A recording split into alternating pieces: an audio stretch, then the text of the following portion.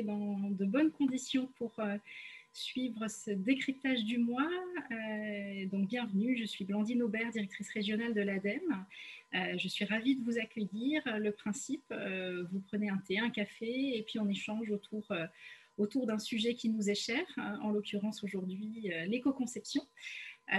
Donc on est ravis d'accueillir pour ce décryptage du mois Bénédicte Dolizé de l'AER qui travaille avec nous. Donc l'idée c'est que les experts de l'ADEME, en l'occurrence Cécile Colson et Antoine Varret pour ce sujet précis, échangent avec vous. Alors c'est un webinaire, donc l'échange est forcément un peu contraint et on fait avec les conditions qui nous sont offertes. Donc, vous pourrez poser vos questions dans l'onglet Q&R et puis on y répondra après l'intervention, donc plutôt dans une demi-heure, puisque le principe c'est ça, une demi-heure de présentation et puis une demi-heure d'échange avec vous. Donc voilà, le principe c'est vraiment d'être en interaction avec vous et puis de pouvoir vous éclairer sur ce sujet et vous aider à avancer. N'hésitez pas à vous renommer si vos prénoms et noms ne sont pas très, très clairs, ni votre structure d'appartenance dans la liste des participants. Et puis voilà, je confie la parole à Cécile Colson, qui est en charge de ce sujet dans l'équipe avec Antoine Varret, pour vous expliquer et nous présenter toutes les bonnes nouvelles que peuvent apporter l'éco-conception. Merci Blandine. Alors oui, on va rentrer dans le vif du sujet. Pourquoi déjà la transition écologique, c'est un levier pour votre entreprise, les entreprises de vos territoires. C'est parce que en travaillant sur vos flux, sur vos matières, sur l'énergie, vous pouvez gagner en compétitivité, vous pouvez consolider vos approvisionnements, les sécuriser, mais travailler sur des nouveaux marchés, des nouveaux modèles, contribuer vous-même à accompagner la transition écologique. Et au niveau de l'ADEME, on dit globalement qu'on peut travailler sur son site, mais on peut travailler aussi sur ses offres. Et c'est là-dessus qu'on va faire un focus aujourd'hui, puisque c'est comment est-ce que vous pouvez développer une offre éco-conçue aujourd'hui. Donc, en Bourgogne-Franche-Comté, on a la chance d'avoir un écosystème régional avec le Conseil régional, la BPI, les chambres consulaires, l'AER, au sein du réseau de la transition écologique et économique, où on essaye de mettre en mouvement l'ensemble des acteurs pour accompagner les entreprises et les accompagner pour que ça soit un moteur de compétitivité, un moteur de sobriété, d'efficience pour l'environnement, mais aussi pour travailler sur la performance environnementale des produits et des services. Et pour accompagner cette performance environnementale, on a, avec le Conseil régional de Bourgogne, créé une cellule au sein de l'agence économique régionale, donc une cellule d'animation qui fait de l'accompagnement, du suivi personnalisé des entreprises pour les guider et où on a un site qui s'appelle Éco-Innover. Donc voilà, je vous invite vraiment à aller sur ce site pour voir toutes les ressources de cette cellule d'animation. Et c'est pour cette raison, comme l'a mentionné Blandine, on a voulu que Bénédicte Dolizé, qui est une des deux personnes de l'AER sur ce sujet, participe avec nous sur ce webinaire. Donc, le plan de relance, aujourd'hui, vraiment est une opportunité renforcée de nos dispositifs pour accompagner toutes les approches, produits, services autour de l'éco-conception. Et donc, on souhaite qu'en Bourgogne-Franche-Comté, ça puisse être un tournant pour pouvoir accompagner plus d'entreprises. Mais quand on parle d'accompagner l'entreprise, on peut penser aussi aux consultants qui sont sur le territoire régional. Et aujourd'hui, on avait très peu de consultants qui étaient sensibles et en capacité de pouvoir accompagner les premiers pas. Donc, on a eu une démarche concertée avec la région, avec l'agence économique et le pôle énergie éco-conception, qui est le centre de ressources sur ce sujet, qui est basé en Rhône-Alpes. Et on a pu accompagner 13 consultants qui sont formés au premier pas et puis on a un consultant expert. Donc, on va dire qu'aujourd'hui, on va vous présenter toutes les conditions qui nous permettent d'être optimistes pour pouvoir accompagner les entreprises de votre territoire. Donc, je laisse la parole à Bénédicte qui va nous dire, mais qu'est-ce que ça peut apporter, détailler l'éco-conception, et puis Antoine va être là pour vraiment détailler nos dispositifs. Merci Cécile, merci beaucoup, merci à tous. Et puis merci à l'ADEME globalement de nous accorder cette confiance pour pouvoir parler de ce sujet. Vous allez voir, on va l'aborder ensemble.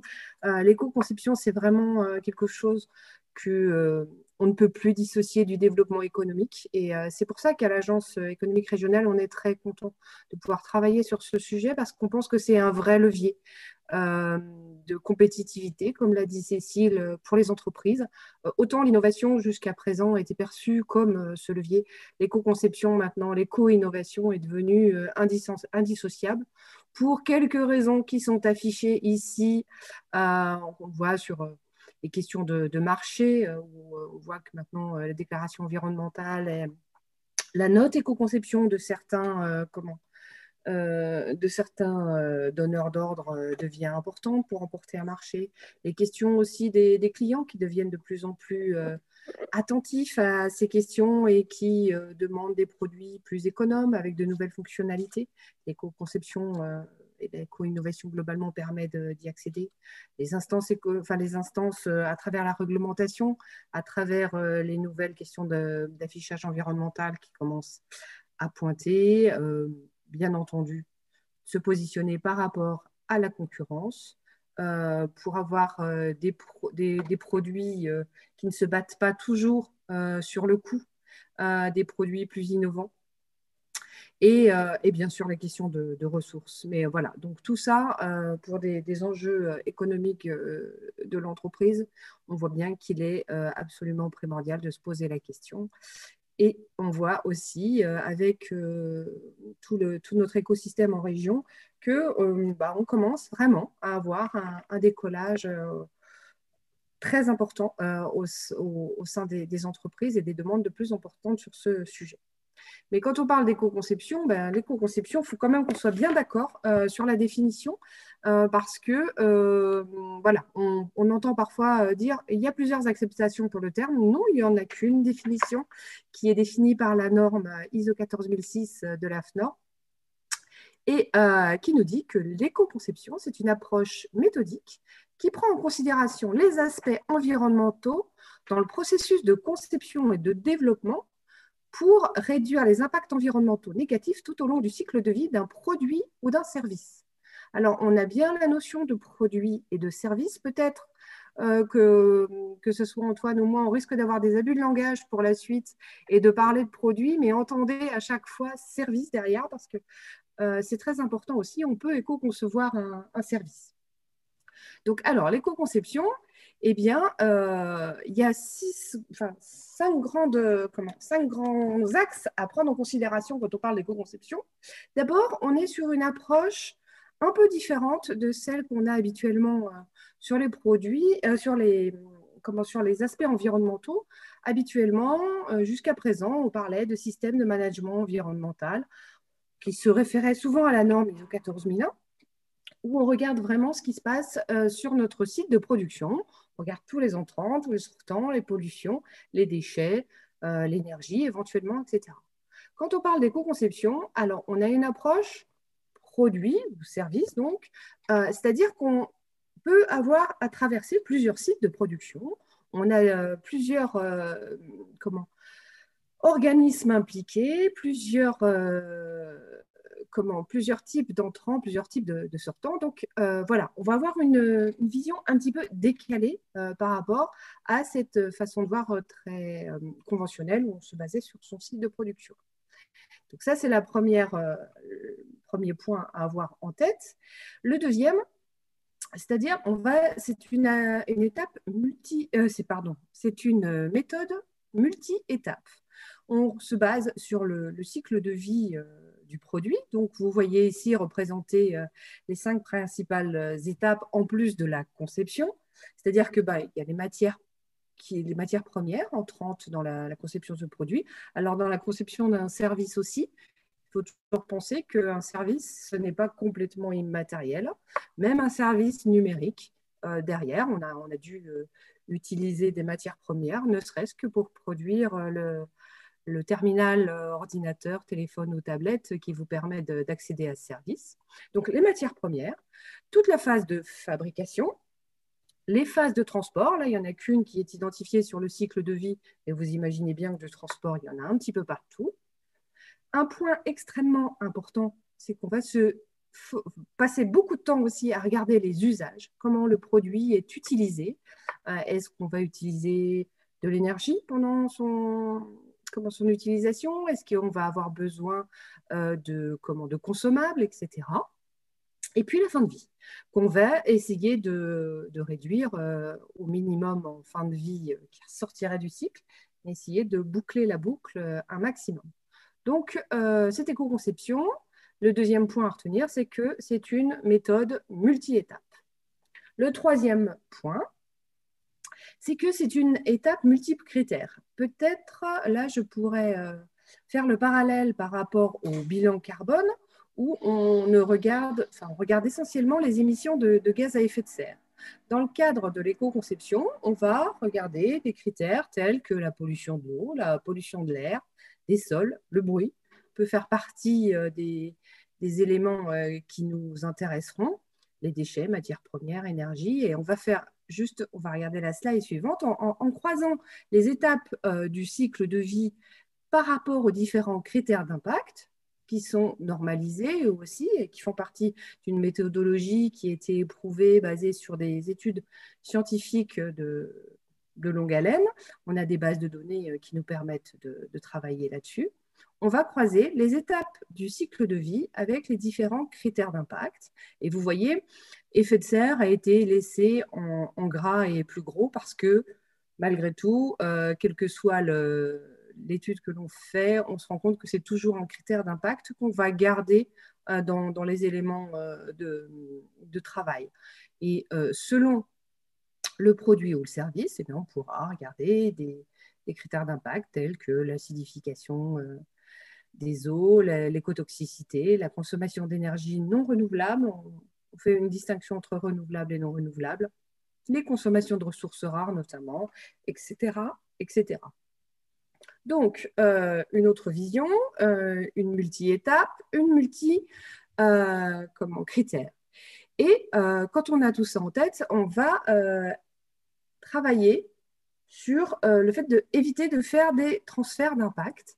Alors, on va voir là, par exemple, la comparaison entre une voiture classique et une voiture hybride, par exemple. On voit là apparaître une petite animation. Là. Quand vous passez d'une voiture classique avec un carburant pétrole, essence, etc., la phase la plus importante, la plus impactante, c'est toujours la phase d'usage due à l'utilisation des carburants. Quand on passe sur un véhicule de type hybride, bien sûr, on va réduire cette phase. Mais ça ne sera pas sans conséquence sur les autres phases. On va être obligé de mettre des batteries, des accumulateurs. On va avoir une production un peu plus énergivore, on va embarquer beaucoup plus de matériaux différents, de terres rares, etc.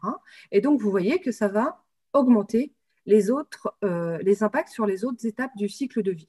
Donc, l'idée derrière tout ça, c'est de se dire qu'il faut absolument que la phase où on voit la flèche verte descendre, toutes les réductions d'impact soient plus importantes que les problématiques d'augmentation d'impact sur les autres étapes du cycle de vie.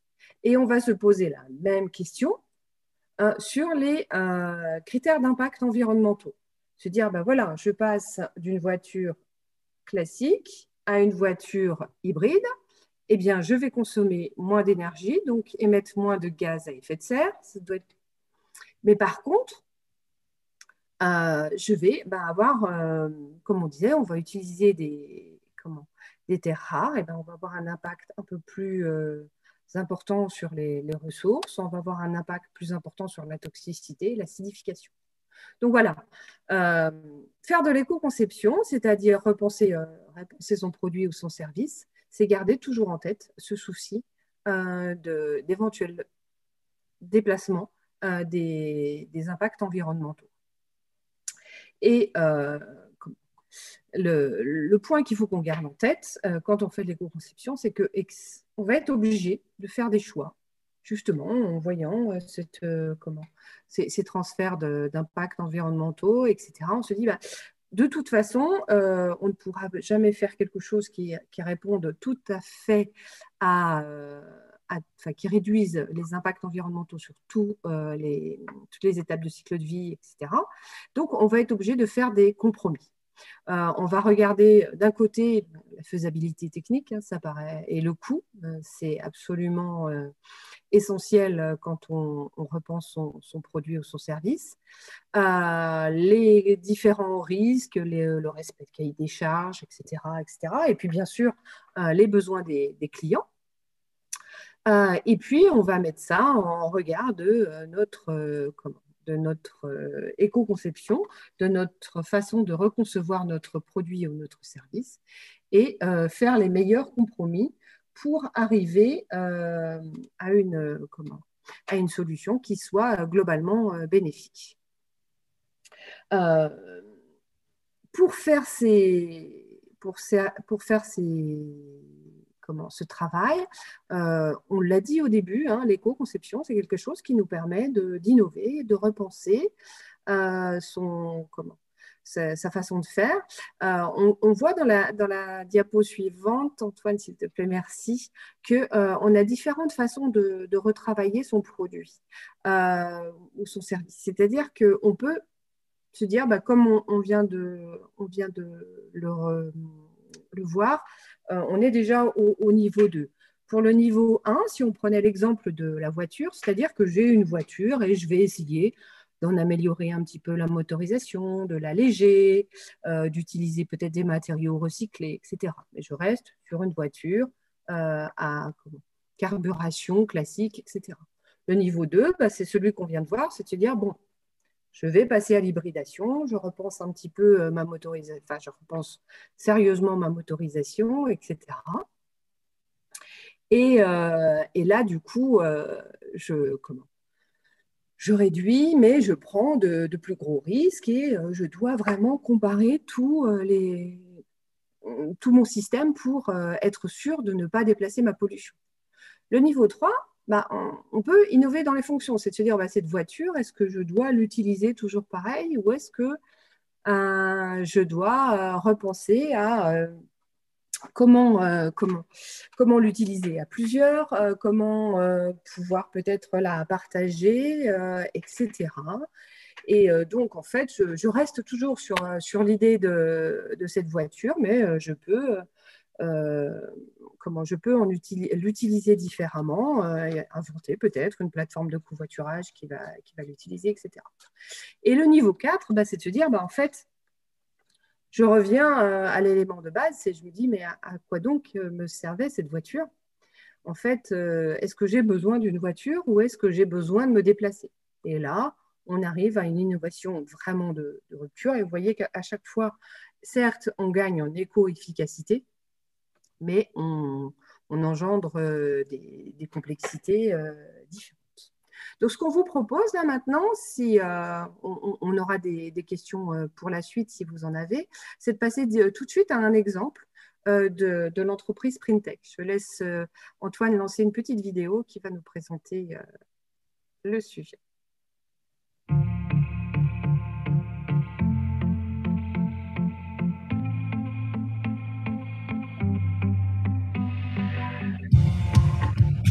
Printech est une marque du groupe TEB et Printech est éditeur de logiciels en solutions de vidéo et analyse d'images et fabricant de matériel. Et aujourd'hui, Printech est un des derniers fabricants français de matériel de vidéosurveillance. L'ADN de Printech est basé sur la recherche, le développement et l'innovation. On a intégré depuis 20 ans des compétences en termes d'ingénierie, d'image et d'analyse qui nous permettent effectivement de maîtriser totalement la partie développement logiciel et la partie conception matérielle pour la vidéosurveillance. On investit chaque année 10% de notre chiffre d'affaires en R&D. Nous avons conçu la borne vidéo mobile S, qui est un produit tout en un de vidéoprotection qui ne nécessite aucun travaux de génie civil. La borne est composée d'une caméra, de tout le système d'enregistrement, de la gestion d'énergie et de tous les systèmes de transmission, donc Wi-Fi ou 3G, 4G.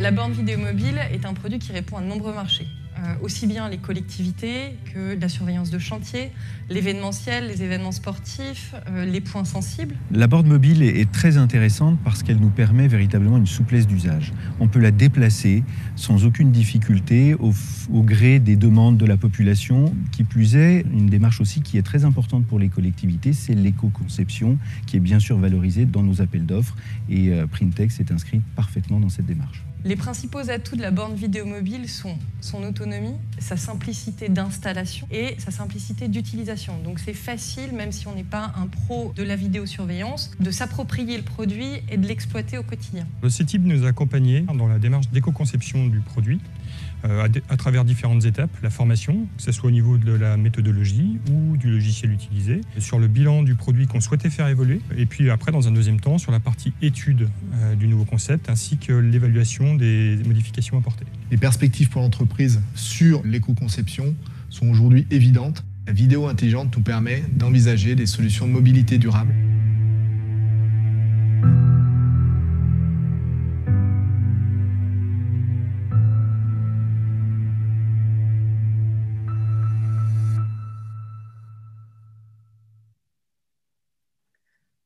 Donc, on vous reprend ici rapidement tous les bénéfices qu'a pu en tirer Printech de cette démarche d'éco-conception. Ils sont allés vraiment, vous voyez, on réduit quand même de façon considérable le poids de la borne en se reposant vraiment les bonnes questions.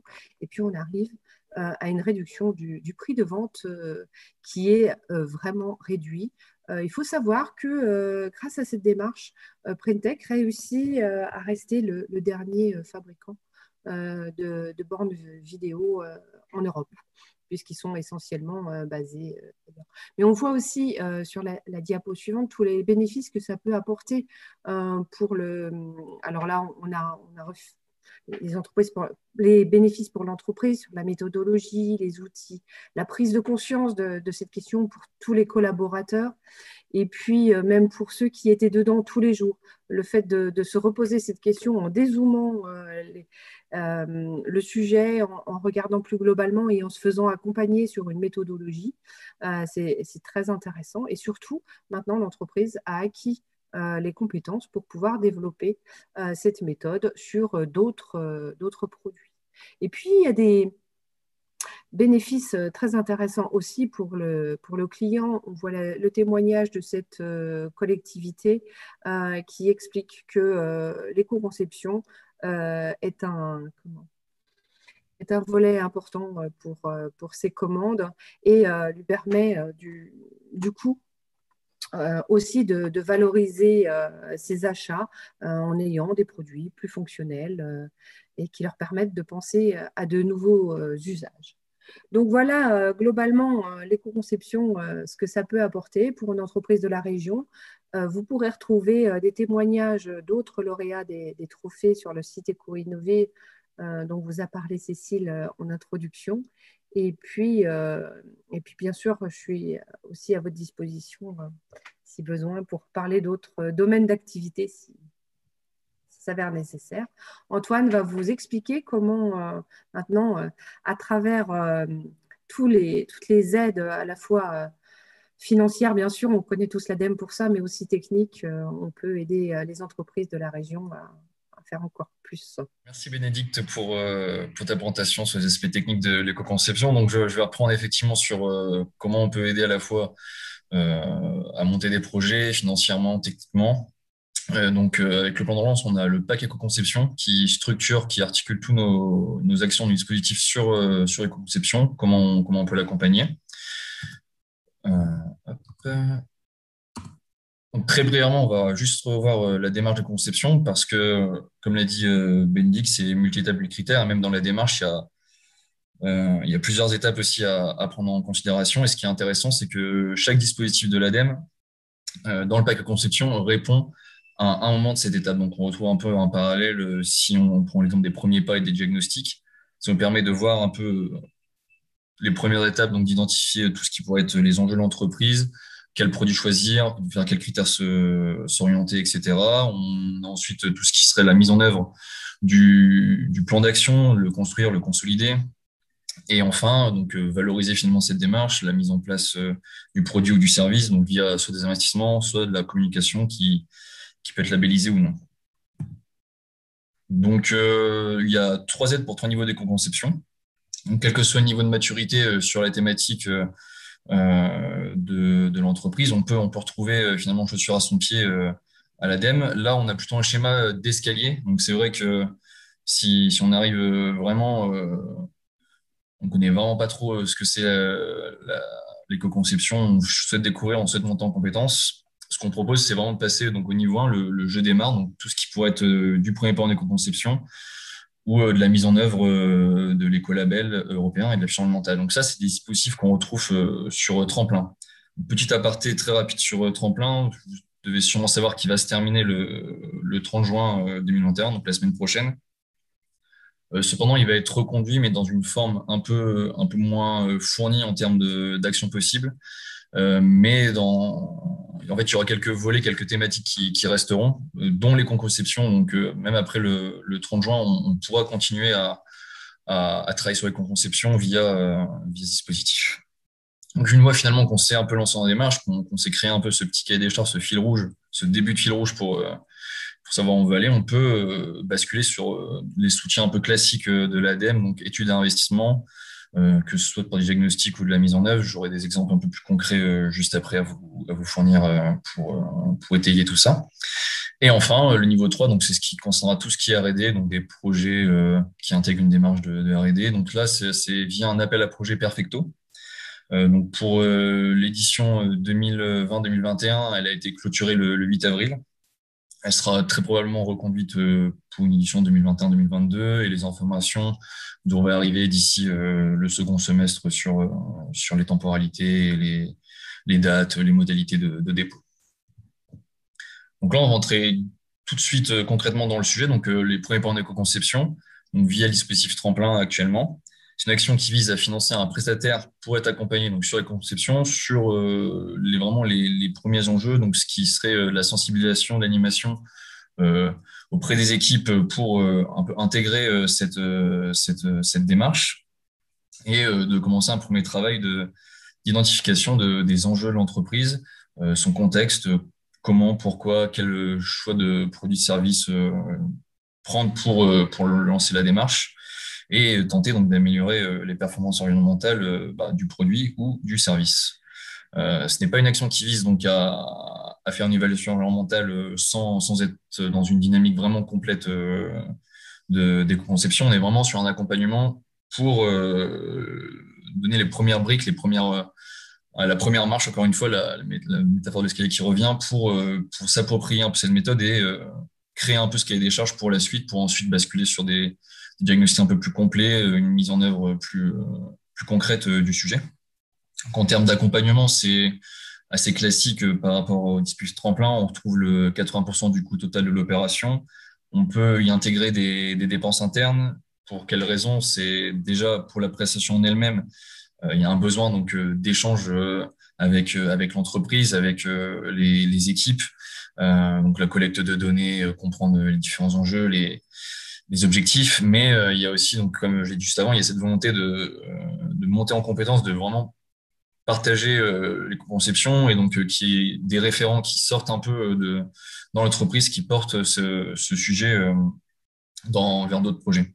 Donc, comme je disais tout à l'heure, on a fait une action de formation donc avec l'AER et le pôle éco-conception pour fournir finalement, enfin pour faire monter en compétence les consultants de notre région, pour apporter aux entreprises des consultants, enfin une compétence locale sur la conception et être accompagné plus rapidement, plus efficacement sur ce point.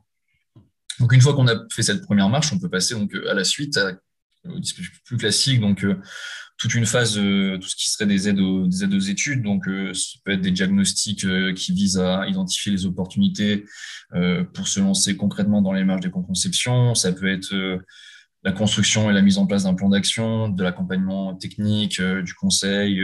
Si dans l'éventualité on veut faire une labellisation, ça peut être aussi identifier les coûts de labellisation, etc.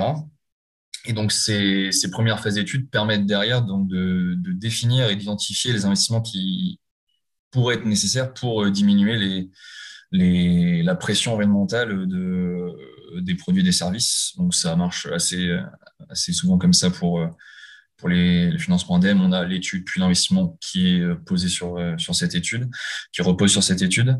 Et donc, vu que c'est quand même un sujet assez large et que ça peut concerner tous les secteurs d'activité, en termes d'investissement, de manière générale, c'est de la modification, de l'adaptation de chaînes de process ou des outils de production industrielle. Mais ça peut être vraiment très, très large, vu qu'on attaque, vu que la démarche peut s'appliquer à tout secteur d'activité. C'est une très belle transition avec la suite, tout secteur d'activité, pour toute taille d'entreprise. Une petite, moyenne, grande entreprise, pas de problème. Et dans le cadre du plan de relance, on a fait un petit focus sur 3 secteurs qui sont vraiment incontournables quand on parle de la transition écologique. C'est le numérique, l'agroalimentaire et le secteur de la mode. Pourquoi ces 3 secteurs? Parce que ce sont vraiment les 3 secteurs qui ont une forte pression environnementale dans leurs usages, dans la manière de fonctionner. Donc là, on parle beaucoup de transition écologique, mais on a aussi une transition numérique qui s'opère en parallèle. Et donc, sans revenir sur tous les impacts qui sont présentés ici, il y a un vrai enjeu sur l'épuisement des réserves de ressources rares, des métaux rares. Donc, il y a une augmentation des terminaux qui se fait, une miniaturisation également. Donc, c'est des choses qui ne sont pas renouvelables, hein, tout simplement. L'agroalimentaire, même chose, mais sur un volet un peu plus large. Donc, on est sur le premier poste de consommation d'eau douce, sur les gaz à effet de serre pareil, sur la pollution des sols. Donc, c'est un secteur qui lui est vraiment incontournable parce que c'est un peu la base. On ne peut pas s'en dispenser. Et il y a un enjeu très fort de travail sur ce secteur. Et l'éco-conception peut vraiment répondre à beaucoup de problématiques qui peuvent être soulevées. Et enfin, le secteur de la mode, mais plutôt plus spécifiquement la mode rapide, le fast fashion, c'est là aussi c'est à la fois un désastre environnemental, mais aussi social. Donc, on reprend un peu les mêmes choses pour l'environnement. Il y a des pollutions d'eau avec la toxicité des produits chimiques qu'on connaît, l'eutrophisation, la pollution de microplastiques qui commence à faire un peu, on commence à voir un peu plus clair là-dessus. Mais c'est également des emplois marqués avec beaucoup de précarité et des conditions de travail naissantes. Donc, ces 3 secteurs, finalement, on va décliner justement dans le cadre d'un webinaire par secteur dans les mois à venir. Donc, reprendre le contexte et préciser comment on peut vraiment utiliser l'éco-conception pour s'attaquer à ces problématiques. Donc, les dates ne sont pas encore fixées, on vous tiendra au courant bien évidemment par la suite. Mais l'idée est vraiment de préciser comment on peut accompagner, comment on peut avancer sur la transition écologique à travers ces secteurs.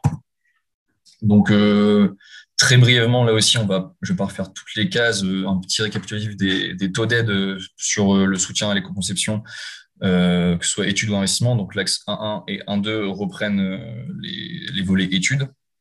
On peut monter jusqu'à 70%. Pour le diagnostic, on est plafonné à 50 000, pas même chose. On a aussi un plafond, sur l'étude de mise en œuvre, mais à hauteur de 100 000. Dans ces 2 cas, on peut également, un peu à l'image du dispositif Premier Pas sur Tremplin, intégrer des dépenses internes. Donc, ça peut être du temps interne, du petit équipement, etc. Donc, à hauteur de 10 000 pour un diagnostic et à hauteur de 20 000 pour une étude de mise en œuvre. Ensuite, pour l'investissement, là aussi, ce sera jusqu'à 55%. C'est donc selon la taille de l'entreprise, tout est précisé sur les colonnes. Les 2 dernières lignes, c'est des cas un peu particuliers quand on est un peu sur l'innovation. En fait, les taux dépendent du TRL du projet. Donc, c'est des taux à titre informatique. Informatif, pardon, on est plutôt sur l'investissement classique dans la plupart des cas. Donc, finalement, pour boucler notre démarche, on a bien travaillé, on est vraiment content de notre produit, on a choisi un bon scénario qui nous permet d'améliorer sa performance. Derrière, c'est important de valoriser la démarche. Donc, on peut la labelliser, on peut tenter. On peut choisir de se lancer dans une labellisation ou non. Il y a d'autres manières de faire de la communication environnementale, il y a d'autodéclaration, etc. À l'ADEME, nous, on propose d'être accompagnés soit sur l'écolabel européen, donc qui concernera, je crois que c'est 24 catégories de produits actuellement. Même chose pour l'affichage environnemental, il n'y a pas toutes les catégories de produits ou de services qui sont encore un référentiel qui existe pour tout ça. Mais là aussi, donc, les accompagnements sont possibles. Donc là, ce qui est affiché sur ce slide, c'est plutôt ce qui est spécifique à Tremplin. Dans le cas où on est sur des projets un peu plus lourds en termes d'investissement, de besoins financiers, on peut aussi les basculer sur le soutien classique. On peut très bien basculer un projet de labellisation qui va donc de la mise en œuvre de A à Z et la certification derrière via le soutien classique. Donc une petite synthèse là qui reprend finalement, qui met aussi en parallèle la démarche de conception et comment on peut se positionner, quel finalement accompagnement choisir, qui contacter, quelle porte d'entrée finalement à l'ADEME il faut solliciter. Donc globalement, pour ce qui va être tout ce qui était premier pas, ça a été précisé, ce sera via Tremplin qui va donc peut-être changer de nom, de structure, mais il y aura toujours l'éco-conception qui sera possible. Même chose pour la communication. Donc, il y a l'aide à la labellisation qui est intégrée pour faciliter finalement les démarches sur le dispositif Tremplin. Pour le reste, on a un accélérateur à projet spécifique économie circulaire qu'on co-anime, qu'on comporte avec le conseil régional, où il y a un volet spécifique à la conception. Donc, pour y candidater, c'est une fiche de synthèse qui reprend les éléments du projet, une audition, et ensuite on statue un peu sur l'éligibilité et on vous envoie vers le dispositif. Mais pour avoir plus d'infos concrètes, ce sera plutôt... en fait, il y aura un passage incontournable par l'AER, donc c'est tout simplement notre relais sur tous ces sujets d'éco-conception, sur l'accompagnement technique en amont, le montage de dossiers, les bonnes parties, les bons acteurs à contacter. Et ce seront les personnes les plus adeptes à vous orienter vers soit les premiers pas, soit vraiment vous donner la bonne porte d'entrée, que ce soit pour vous orienter vers l'ADEME, mais d'autres financeurs, d'autres possibilités, des bureaux d'études si besoin, etc.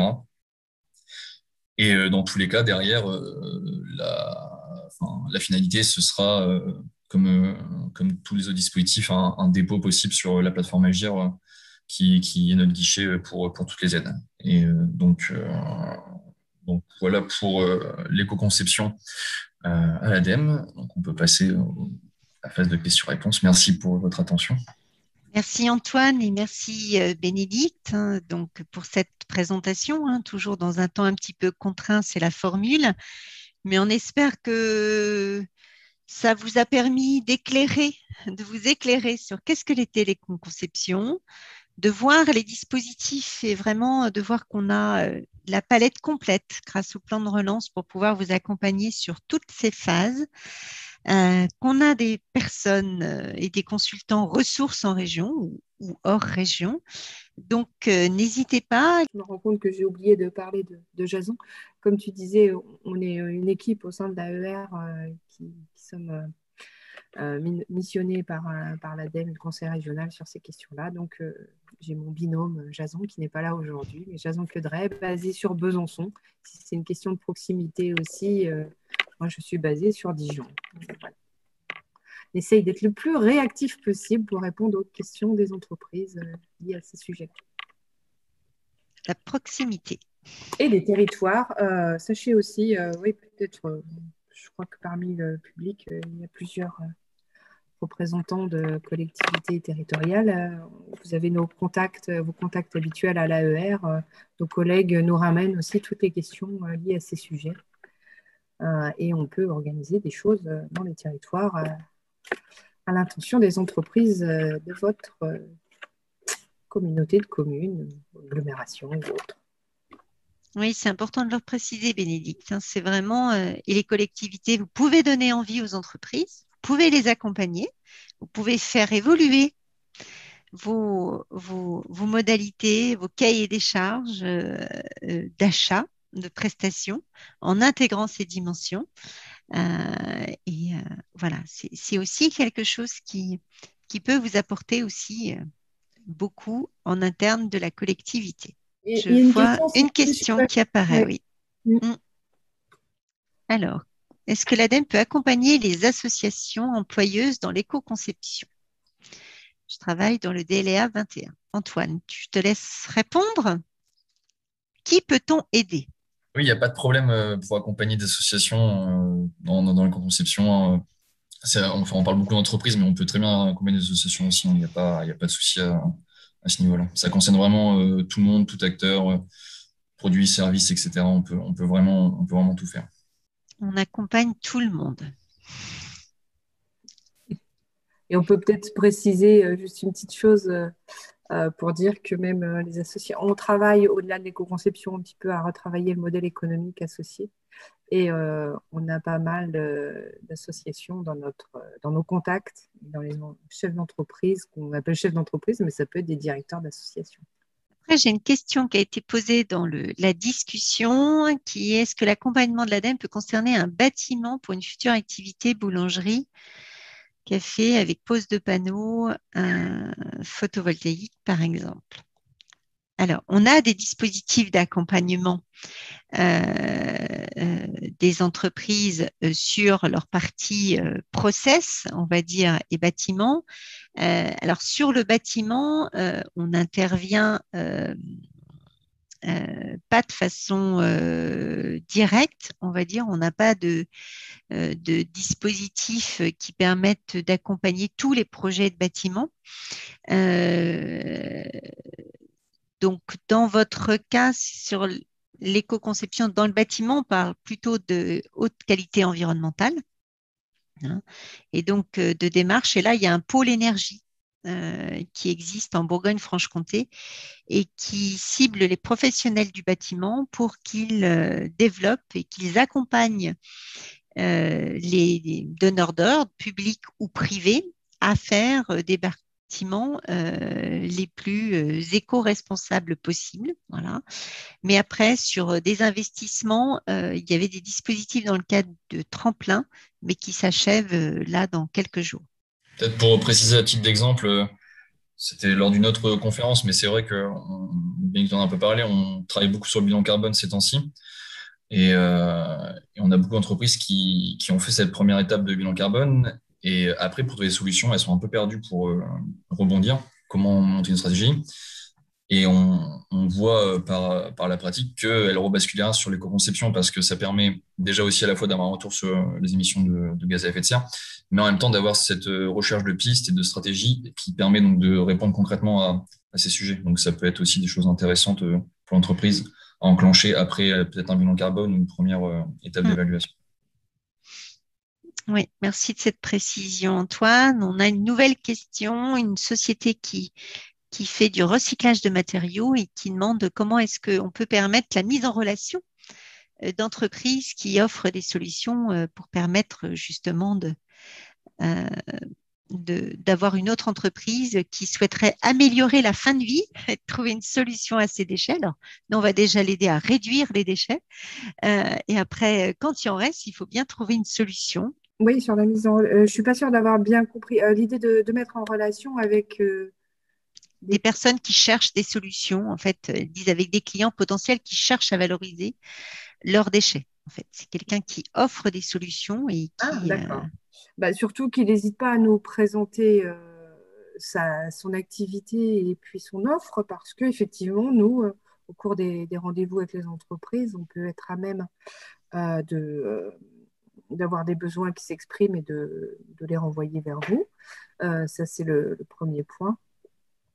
Et puis, peut-être qu'on peut aussi rediscuter la façon dont sont réutilisés ces déchets, enfin l'activité même de votre organisme. Donc avec grand plaisir, oui, pour en discuter. Oui.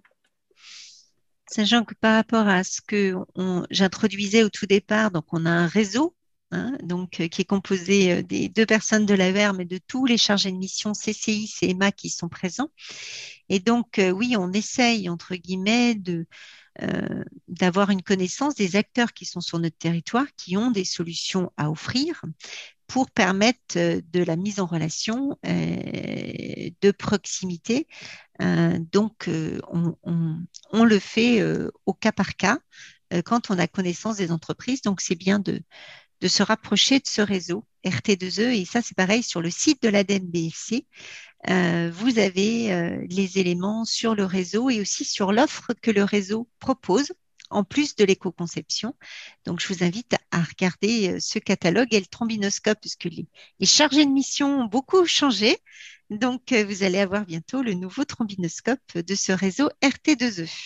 Typiquement, CCI et chambres de métier peuvent être intéressés par cette proposition.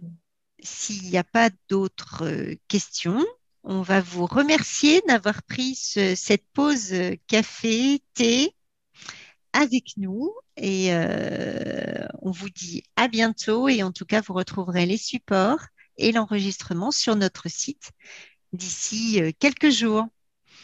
Au revoir à tous, à bientôt.